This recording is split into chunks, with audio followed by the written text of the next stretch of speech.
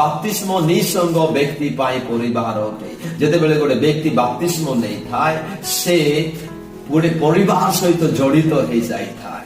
ଯେତେବେଳେ ଆପଣ ବାପ୍ତିସ୍ମ ନିଅନ୍ତି ଆପଣ ମାନେ ପିତାଙ୍କର ଏକ ସନ୍ତାନ ହେଇଯାଆନ୍ତି।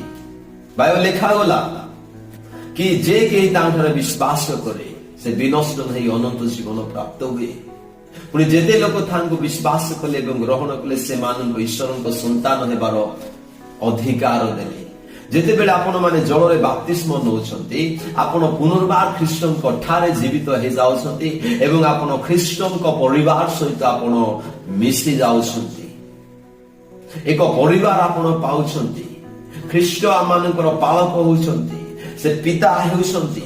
ପ୍ରିୟମାନେ ଏଥିପାଇଁ ଯେ ଯେଉଁ ଲୋକ ବାପ୍ତିସ୍ମ ନିଏ ସେ ନିଃସଙ୍ଗ ହେଇଥିବା ଦ୍ୱାରା ସେ ଗୋଟେ ପରିବାର ପ୍ରାପ୍ତ ହେଇଥାଏ।